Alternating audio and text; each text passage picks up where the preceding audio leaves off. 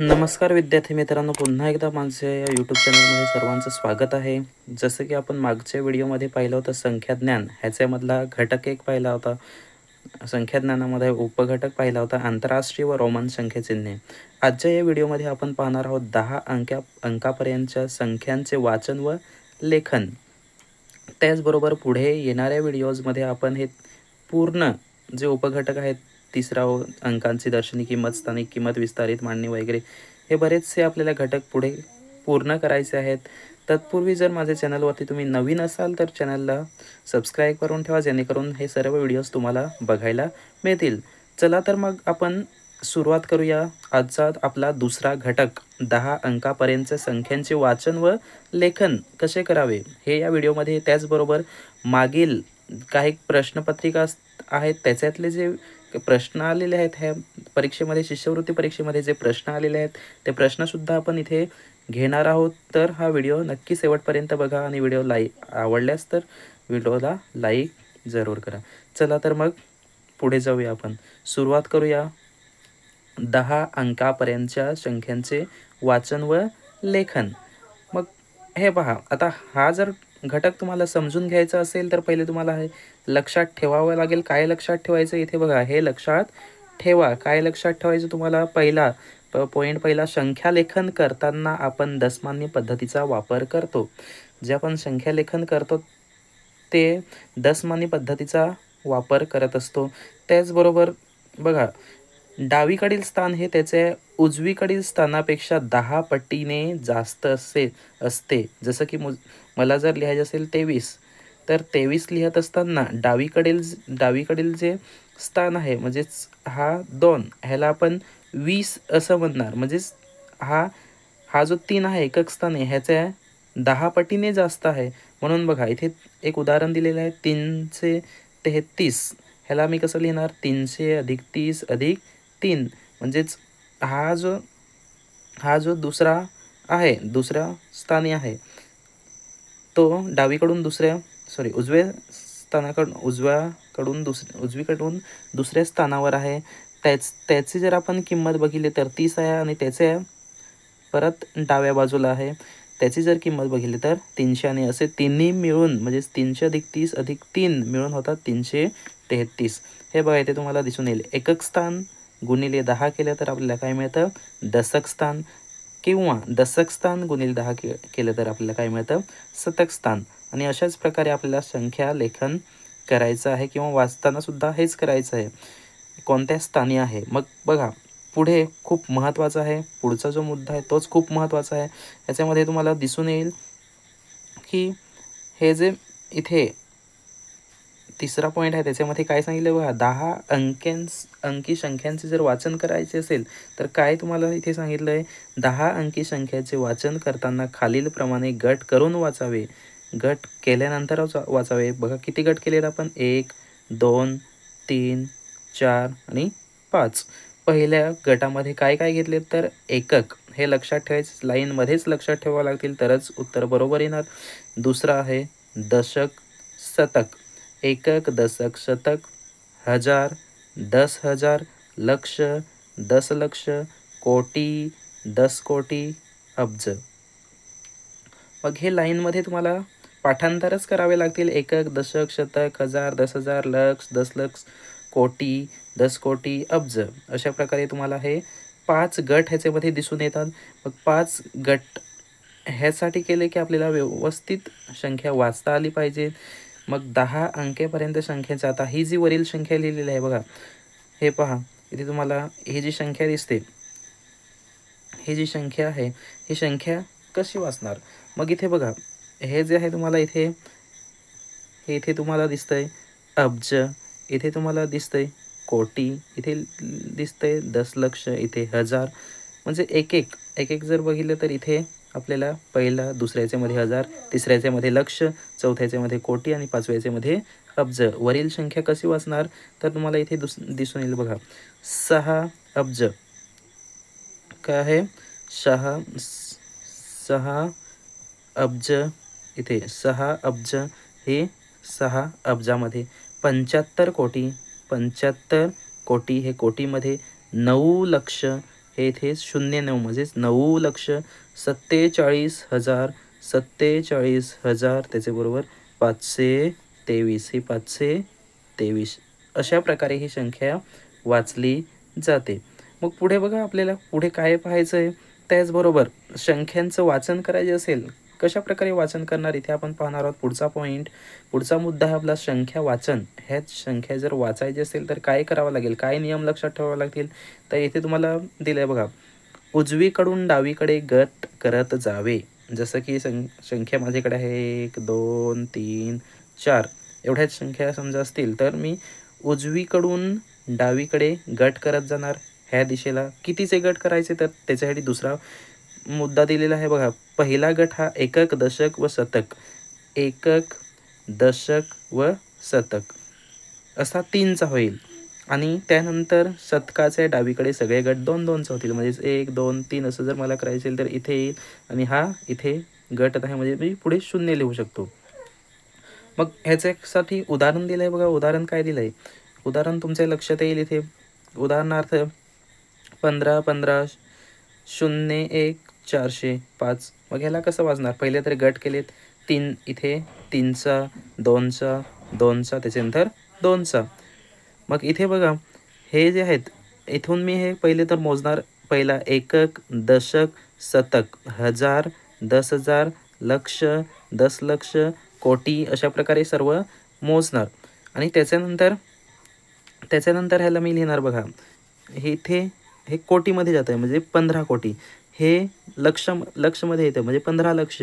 हे 01 म्हणजे 1,000 आणि हे आहे 405. अशा प्रकारे आपण संख्या कितीही मोठी संख्या असली तरी वाचू शकतो. पुढे बघा, पुढे जातो आपण संख्या लेखन. संख्या लेखन कसे करावे. ह्याच मोठ्या संख्या असतील तर कसं लिहू शकतो. संख्या अंकात लिहिताना आता बघा ते आपण वाचन केलं, त्याला आपण कसं वाचतात ते बघितलं. त्याच्या पुढचा मुद्दा आहे संख्या लेखन. संख्याला कसं लिहायचं त्याच्यासाठी बघा पॉईंट आहे. संख्या अंकात लिहिताना प्रथम उच्चारलेल्या अंकांचे स्थान लक्षात घेणे. जे आपण संख्या उच्चारतो त्याचं स्थान किती आहे, 1000 आहेत, 10,000 आहे, लक्षामध्ये आहे किंवा कोटीमध्ये आहे की अब्जमध्ये आहे, ते पहिले तर स्थान लक्षात घ्यावे. प्रथम डावीकडील स्थानावरील अंक लिहावा. प्रथम डावीकडील म्हणजेच ह्या बाजूचा डावीकडील स्थानावरील अंक लिहावा. जसं की उदाहरणार्थ इथे एक आपल्याला उदाहरण दिलेलं आहे. उदाहरण व्यवस्थित समजून घ्या. 17,09,035. मग त्यासाठी काय कराल पहिले तर एकक इथे जसं लिहिलं आहे एकक, दशक, शतक, हजार, 10,000, लक्ष, 10,00,000, पुढे कोटी, 10 कोटी आणि अब्ज. काय सांगितलं आहे 17 लक्ष. मग 17 लक्ष, 17 लक्ष मग इथे 17 लिहिलं लक्षच्या ठिकाणी 1 आणि इथे 7. त्याच्यानंतर 9,000. आता 9 म्हणजेच 2 अंकी संख्या नाहीच. मग त्याच्यासाठी काय करणार इथे पुढे 0 दिला आणि 9 लिहिलं. मग 35. आता 35 जर लिहायचे असेल तर शेवटी आपल्याला 3 असतात. मग त्याचे 3 शतकपर्यंत असतं. मग 35 आपल्याला लिहायचं तर शेवटी 35 लिहा, त्याच्या अगोदर 0 लिहून टाका. ह्याच्यासाठी पण पुढचा नियम बघा तुम्हाला दिसून येईल काय आहे ते सविस्तर इथे बघून घ्या. या ठिकाणी 10,000 व शतकाच्या घरातील अंकांचा उल्लेख आला नाही. कोणता 10,000 आणि शतक म्हणजेच हा आणि हा ह्यांचा उल्लेख दिसतोय का ह्याच्यामध्ये, कुठेच दिसणार नाही तुम्हाला. अंकांचा उल्लेख आला नाही म्हणून तिथे 0 लिहिला आहे. मग काय पॉईंट सांगतो, एखाद्या स्थानाचा उल्लेख नसेल तर त्या जागी 0 अंक लिहावा. इथे ह्यांचा उल्लेख आलेलाच नाही, 10,000 किंवा शतक म्हणून आलेलाच नाही. तर काय दिसतं डायरेक्ट 17 लक्ष 9,000 आहे. मग हे फक्त 9,000 असं दिसतंय. मग त्याचा 10,000चा उल्लेख आहे का, नाही. मग आपण काय लिहिलं 0 आणि डायरेक्ट 35 आहे. आणि शतकच्या ठिकाणी आलं का 100 200 300 असं दिसतंय का, नाही. मग त्या ठिकाणी सुद्धा काय लिहिलं 0 लिहिलं. पुढे जाऊया. समजलं असेल असं मी समजतोय. त्याच्यानंतर आपण पुढे जाऊया. काही फसव्या संख्या आहेत. फसवी संख्या ते खूप महत्त्वाचं आहे, कारण असं बऱ्याच वेळेस परीक्षेमध्ये विचारलं जातं. काय फसवी संख्या आहे बघा, एकदम सोपं आहे, जास्त काही कठीण नाहीच आहे. फक्त तुम्हाला एक व्यवस्थित लक्षात ठेवायचे फसवी संख्या म्हणजेच काय. उदाहरणार्थ तुम्हाला जर असं सांगितलं 16,1616, हे एक उदाहरण घेतलेले आहे इथे. 16,1616 हे जर लिहायचं असेल तर कसं लिहिणार. ही संख्या लिहिताना त्याच्या किमतीची बेरीज करावी. अशा प्रकारे जर तुम्हाला सांगितलं, जसं दुसरं जर मी सांगितलं 17,1717 किंवा 18,1818 किंवा 22,2222 अशा प्रकारे सांगितलं, तर काय करावं तुम्हाला? ही फसवी संख्या आहे. ह्याच्यामध्ये तुम्हाला काय करायचं आहे? डायरेक्ट 16,000 जे सांगितले ते 16,000, 1600 आणि 16 ह्यांची बेरीज करायची. मग 16,000 बघा इथे 16,000 मी लिहिले, 1600 लिहिले, त्याच्यानंतर 16 लिहिले. ह्यांची बेरीज केल्यानंतर मला किती मिळते? 17,616. मग ही तुमची खरी किंमत असणार आहे. म्हणजेच 16,1616 हे काय येते? 17,616 अशा प्रकारे हे काही फसव्या संख्या असतात. मग हे झालं फसव्या संख्या. आतापर्यंत आपण काय काय बघितलं ते पुन्हा एकदा मी तुम्हाला इथे थोडक्यात सांगतोय. काय काय आपण आतापर्यंत बघितलं? संख्या वाचन, पहिला संख्या वाचन, दुसरं संख्या लेखन, तिसरं संख्या फसवी संख्या. मग अशा प्रकारे आपण हे पाहिलेत. त्याचे पुढचं आपल्याला मुद्दा आहे किंवा काही जे प्रश्न आलेले आहेत प्रश्नपत्रिकेमध्ये ते पण आपण पुढे पाहणार आहोत. पण त्याच्या अगोदर हे थोडक्यात इथे आहे संख्यांचे व्यावहारिक वाचन व लेखन. व्यवहारामध्ये आपण संख्या कसं वापरतो बघा. पहिल्या दिलेल्या आहे संख्या 100. सर्वांना माहिती आहे 100. 100चे जर आपण 4 समान भाग केले तर एक भाग येतो आपला 25चा, त्याला आपण काय म्हणणार? पाव. दुसरा भाग येणार 50चा, त्याला आपण म्हणणार अर्धा. म्हणजेच 2 भाग केले तर अर्धा. 4 समान भाग केले तर 25 25 असे 4 होतील. त्याच्यानंतर 2 जर समान भाग केले तर 50 50 होतील, म्हणजे त्याला आपण म्हणतो अर्धा. आणि 50 अधिक 25 म्हणजेच पाऊण होतो, त्यालाच आपण पाऊण असं म्हणतो. मग 75. 100चा पाऊण किती आहे? 75. त्याचबरोबर पुढे जर आपण बघितले तर 1000. 1000 आहे, 1000चा पाव किती येतो? 250. अर्धा किती येतो? 500. आणि पाऊण किती येतो? 750. तसंच इथे 1,00,000 आहे, 1,00,000चा पाव किती येतो? 25,000. अर्धा किती? 50,000 आणि पाऊण 75,000. तसंच इथे 1 कोटी आहे, 1 कोटीचं 25 लाख पाव येईल आणि 50 लाख अर्धा येईल आणि 75 लाख पाऊण असणार आहे. मग हे थोडक्यात व्यावहारिक वाचन व लेखन होतं. पुढे आपल्याला पाहायचेत बघा. पुढे काय दिले तर मागील वर्षाचे काही प्रश्न आहेत जे स्कॉलरशिपच्या परीक्षेमध्ये, शिष्यवृत्तीच्या परीक्षेमध्ये विचारले गेलेले आहेत. ते खूप महत्त्वाचे आहेत. त्याच्यामुळे व्यवस्थित नीट लक्ष देऊन बघा कसे प्रश्न विचारलेले असतात आणि ह्याच प्रश्नावरून तुम्हाला काही आयडियाजसुद्धा येतील. म्हणजे अशा प्रकारे प्रश्नपत्रिकेमध्ये प्रश्न असतात आणि ते कसे सोडवावे ते आपण इथे नीट पाहणार आहोत. एकदम व्यवस्थित पाहणार आहोत. इथे मी तुम्हाला काही सोडवूनसुद्धा दाखवणार आहे. तर हे शेवटपर्यंत बघत राहा. बघा पहिला प्रश्न आपल्याला इथे दिसून येतो. 8,80,808. 8,80,808 ही संख्या अंकात लिहा. मग लगेच काय करणार? एकक, त्याच्यानंतर दशक, शतक, हजार, 10,000, लक्ष, 10,00,000, त्याच्यानंतर कोटी, 10 कोटी. तर हे इथे बसत नाही, मी पुन्हा पहिल्यापासून लिहितो बघा. इथून सुरुवात करतो. एकक, दशक, शतक, हजार, 10,000, लक्ष, 10,00,000, कोटी, 10 कोटी, त्याच्यानंतर अब्ज. आता बघा असं पहिले तर तुम्हाला हे आलं पाहिजे, तरच संख्या जे आहे ते व्यवस्थित उत्तर बरोबर आपल्याला मिळेल. काय सांगितलं आहे? 8 अब्ज. मग अब्जाच्या ठिकाणी लिहा इथे 8. त्याच्यानंतर 80,000. आता 80,000 म्हटल्यानंतर 10,000च्या ठिकाणी आपल्याला लिहावं लागेल 80,000. त्याच्यानंतर 808. 808 म्हणजे इथे 808. आणि बाकीचे काय मग जे नाहीत त्याच्या ठिकाणी आपण काय लिहिणार? 0 0 0 0. मग अशी संख्या कुठे दिसते आपल्याला? बघा 8 आणि 4 मध्ये 0 आहेत, हे इथे आपल्याला दिसून येते. आणि त्याच्यानंतर 80, त्याच्यानंतर 808. मग आपलं शेवटचं उत्तर 8,80,808 ही संख्या अंकात अशा प्रकारे येणार. म्हणून चौथा ऑप्शन बरोबर आहे. चला तर मग पुढे जाऊया. हा प्रश्न तुम्हाला समजला असेल, काही डाऊट असेल तर तुम्ही कॉमेंटमध्ये मला विचारू शकता. पुढची संख्या किंवा पुढचा प्रश्न असा आहे. 5,09,77,599 या संख्येनंतर येणारी क्रमिक संख्या कोणती? मग पहिले बघा काय लिहिणार आपण 5,000 5,00,00,000 मग लगेच तेच करायचं परत एकक, दशक, शतक, हजार, 10,000, लक्ष, 10,00,000 आणि कोटी. अशा प्रकारे मी करून घेतलं. काय सांगितले 5,00,00,000 5,00,00,000 मग इथे लिहा 5, त्याच्यानंतर 9,00,000 9,00,000 म्हणजे इथे 9 येणार आणि हा इथे 0 येणार. 77,000 77,000 म्हणजे हा 77,000, त्याच्यानंतर 500 599 99.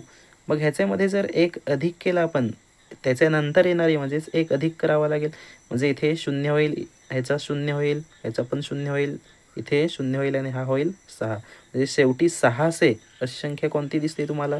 2 आपल्याकडे आहेत, इथे आहे, त्याचबरोबर ही इथे आहे. पण ह्याच्यामध्ये बघा 2 आपल्याकडे संख्या आहेत, एक ही इथे आणि दुसरी आहे ही इथे. पण 5,00,00,000 असं 5,00,00,000 फक्त आपल्याला एकामध्येच दिसते पहिल्या ह्याच्यामध्ये, आणि म्हणून उत्तर हे बरोबर असणार. ऑप्शन पर्याय क्रमांक 1 उत्तर बरोबर असेल. चला तर मग पुढचा प्रश्न पाहूया. पुढचा प्रश्न इथे तुम्हाला दिसतोय 15,15,15,15 15,15,15,15. परत तेच करायचं आहे, म्हणून सांगितलं तुम्हाला की हे लक्षात ठेवा. एकक, दशक, शतक, हजार, 10,000, लक्ष, 10,00,000, कोटी आणि 10 कोटी. कोटी 10 कोटी किती सांगितले? 15 कोटी.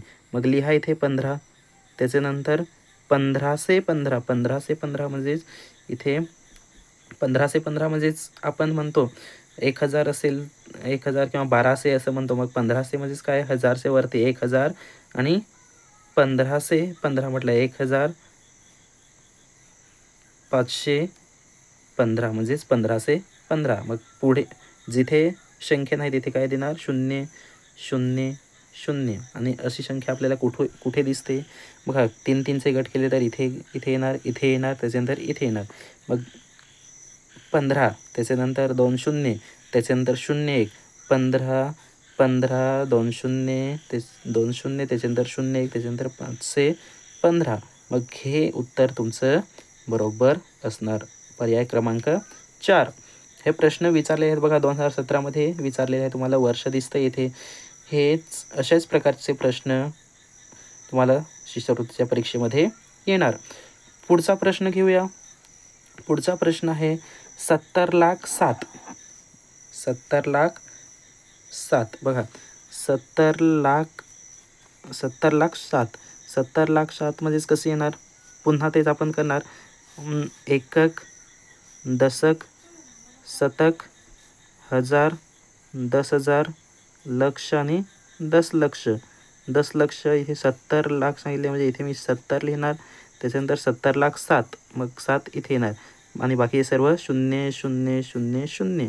आता काय सांगितले ते आपण पुढे पाहूया. ही संख्या लिहिताना ईश्वरीने दोन्ही 7 मध्ये एक शून्य कमी लिहिले तर तिने लिहिलेली संख्या दिलेल्या संख्येपेक्षा कितीने कमी किंवा जास्त आहे? आता एक शून्य जर कमी केला तर संख्या कमीच होणार आहे, ती जास्त असणार नाही. हे पहिले तर लक्षात ठेवा, कारण मधला एक शून्य गायब केला.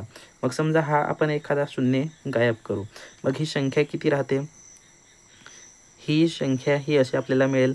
मग बघा कितीने कमी असणार आहे. मी पहिलेच सांगितलं की संख्या जर मधली कमी केली तर ती संख्या कमीच होणार आहे. मग कितीने कमी होईल तर काय करावं लागेल? त्याच्यासाठी आपल्याला वजाबाकी करावी लागेल. मग आपली मूळ संख्या कोणती आहे? 7 0 0 0. त्याच्यानंतर पुन्हा 0 0 आणि 7 वजा काय करावं लागेल? 7 0. त्याच्यानंतर आपल्याला हे 3च शून्य घ्यायचे आणि हा एक शून्य घ्यायचं. 1 2 3 आणि 7 वजाबाकी केल्यानंतर आपल्याला त्याच्यामधला फरक मिळणार आहे. मग 7मधून 7 गेले 0, 0मधून 0 गेलं 0, 0मधून 0 गेलं 0, 0मधून 0 गेलं 0. त्याच्यानंतर इथे पण 0. 10मधून 7 गेले, वजाबाकी तुम्हाला इथे करावी लागेल. 10मधून 7 गेले, राहिले 3 आणि इकडे 1 म्हणजेच 7मधून 1 गेला किंवा 6मधून 0 गेला तर इथे राहतात 6, म्हणजे काय मिळेल तुम्हाला 63 लाख. कुठे दिसतंय 63 लाखने कमी जी संख्या असेल ती कमी होणार, कारण इथे 70 लाख होती, मग एक शून्य कमी लिहिल्यानंतर आपल्याला ती संख्या 63 लाखने कमी मिळेल, कारण इथे खूप कमी होऊन जाते. 70 लाख होते, त्याच्यातले एक शून्य कमी केल्यामुळे पूर्ण 7 लाखाचा फरक दिसतो आपल्याला. मग अशा प्रकारे हा प्रश्न सोडवता येईल. पर्याय क्रमांक 4 हे उत्तर बरोबर आहे, आणि इथे आपण असं गोल करणार. अशाच प्रकारे तुम्हाला परीक्षेमध्ये सुद्धा करायचे आहेत. पुढचा प्रश्न आपण घेऊया. हे बघा, हे पण खूप सोपं आहे. प्रश्न काय विचारले आहे, 2,13,072 शतक आणि 38 दशक आणि 13 एकक. 2 लक्ष म्हणजेच असं मी लिहितो 2 लक्ष, इथे आहे 2 लक्ष 13,000. आता 13,000 कसं लिहिणार, तर 13 आणि 1000, त्याच्यानंतर 72 शतक म्हणजे 7,200, त्याच्यानंतर 38 दशक म्हणजेच 380, आणि 13 एकक म्हणजेच इथे 13. ह्या सगळ्यांची जर आपण बेरीज केली तर आपल्याला मिळेल बघा, इथे शेवटी 000 अधिक 3 आपल्याला मिळेल 3, त्याच्यानंतर 000 आणि इथे 8 अधिक 1 9 मिळेल, त्याच्यानंतर 000 आणि इथे मिळेल आपल्याला 5, त्याच्यानंतर 0 3 आणि 7, 0 10चा 0 हातचाला 1, त्याच्यानंतर इथे 2 असणार आणि इथे 2, म्हणजेच ही संख्या आपल्याला ह्यांची बेरीज केल्यानंतर मिळते. कुठे दिसते उत्तर, तर पर्याय क्रमांक 1 अचूक असणार आहे, पर्याय क्रमांक 1. आणि हे प्रश्न विचारलेले आहेत परीक्षेमध्ये, म्हणून व्यवस्थित करून ठेवायचं. पुढे जाऊया. अशाच प्रकारचे प्रश्न तुम्हाला सुद्धा करून ठेवायचे आहेत. पुढचा प्रश्न घेऊया आपण. पुढचा प्रश्न बघा, त्याच प्रकारचा, फक्त थोडासा फरक आहे याच्यामध्ये. दशांश आणि शतांश असं घेतलेलं आहे.